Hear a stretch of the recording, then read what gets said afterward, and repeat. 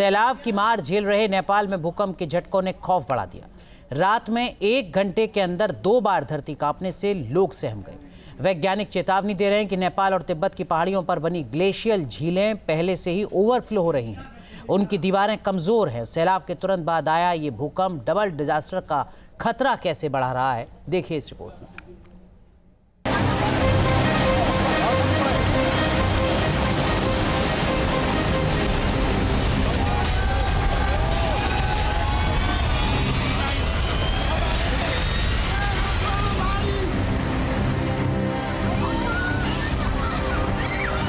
कुदरत के कहर की ऐसी विनाशकारी तस्वीर जिसे देखकर किसी का भी कलेजा कांप जाए। नेपाल और चीन तिब्बत सीमा पर आया सैलाब जो अपने साथ जिंदगी, मकान और खुशियों को एक झटके में बहा लिया।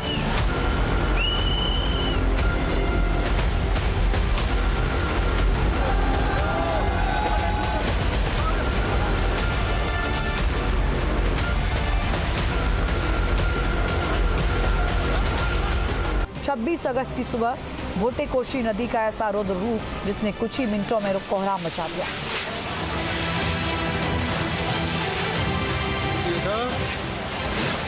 सड़कें, पुल, इमारतें सभी ताश के पत्तों की तरह बिखरते चले गए। सैलाब तो गुजर गया मगर अब चारों तरफ सिर्फ मलबा, कीचड़ और अपनों की तलाश में भटकते बदहवास लोग नजर आ रहे हैं।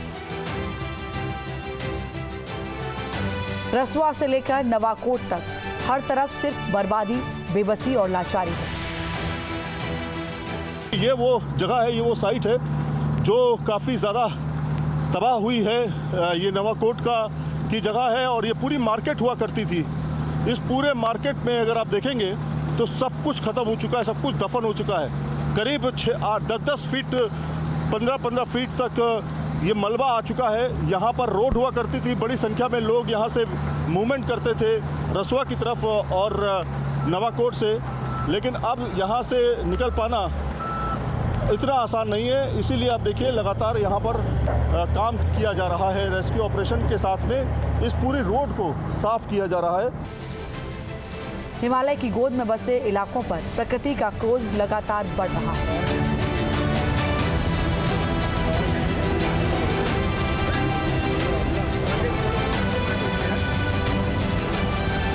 भयानक फ्लैश फ्लड की त्रासदी के बीच तिब्बत और नेपाल की सीमा पर महज 1 घंटे के भीतर भूकंप के 2 झटके महसूस किए गए।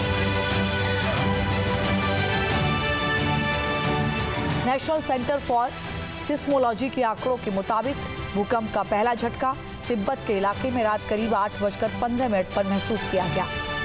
4.9 की तीव्रता वाले इस भूकंप का केंद्र जमीन से महज 10 किलोमीटर की गहराई में था।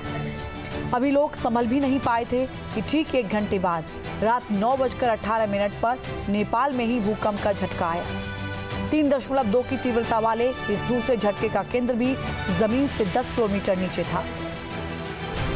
पानी के प्रचंड प्रहार के बाद धरती के कांपने से पूरे इलाके में हड़कंप मच गया। डर इसी बात का सता रहा है कि कहीं आपदा फिर से दस्तक न दे दे, क्योंकि 26 अगस्त को जिन इलाकों में सैलाब ने कहर बरपाया वहां अभी भी हालात बेहद मुश्किल भरे हैं। कहाँ से ला रहे हैं सर आप इनको? इसका घर था, वहाँ से ले। आपका घर था? हाँ। तो घर चला गया आपका? हाँ, दो फ्लैट चला है। हाँ। मेरा चेकबुक घर इधर है, वो निकालना। सब बाकी सब चला गया। हाँ। तो इस तरह से रेस्क्यू करके लाया जा रहा है। और दूसरी तरफ ये देखिए, ये एक तरीका है लोगों को बचा करके लाने का। जेसीबी की मदद ली जा रही है ताकि उस जगह से लोगों को निकाला जा सके। ये नेपाल पुलिस के लोग और जो नेपाल पुलिस के जवान हैं उनको यहाँ पर लाया जा रहा है। सैलाब ने हंसते खेलते गांव को मलबे के ढेर में तब्दील कर दिया।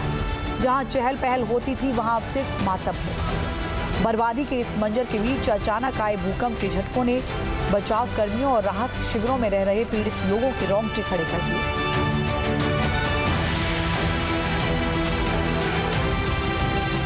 एक्सपर्ट्स का मानना है कि मूसलाधार बारिश, लैंडस्लाइड और ग्लेशियर टूटने से पहाड़ों की पकड़ पहले ही धीमी हो चुकी है।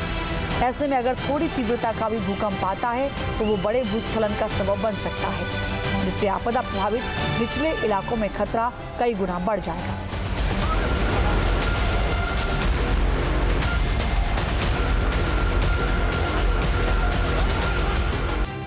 एक्सपर्ट्स के मुताबिक अगर भूकंप के झटके लगातार आते रहे तो इसके कारण प्राकृतिक रूप से बनी झीलें फट सकती हैं। ऐसे में फिर से करोड़ों लीटर पानी एक झटके में नीचे की ओर आएगा, जिससे तबाही मच सकती है। पहले से टूटी सड़कों और नदियों के उफान के बीच अगर फिर से लैंडस्लाइड होता है या फ्लैश पड़ाता है तो रेस्क्यू करना बहुत मुश्किल हो जाएगा। तबाही के सैलाब के बीच कुदरत की ओर से बज रहे खतरे की घंटी इस बात का संकेत है कि मुसीबत अभी टली नहीं है। खास तौर पर भूकंप की वजह से दिक्कतें और भी बढ़ गई हैं, पर जहां पहले से आपदा आई है वहां जिंदगी पटरी पर कब लौटेगी, इसे लेकर कई सवाल हैं।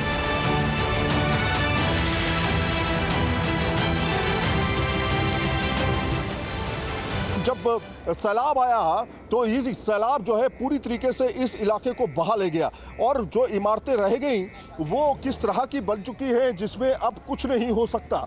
ये आप देख सकते हैं, यहाँ पर अब कुछ नहीं हो सकता।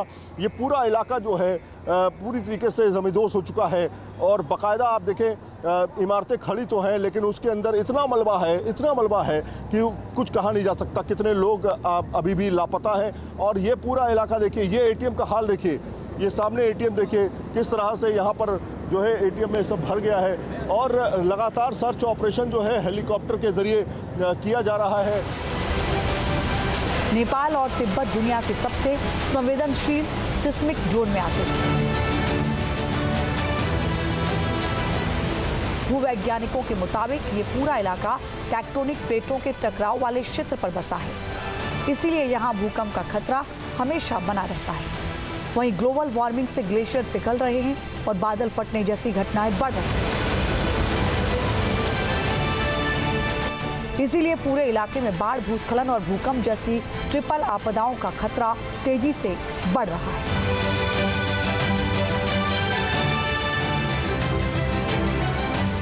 Team news nation.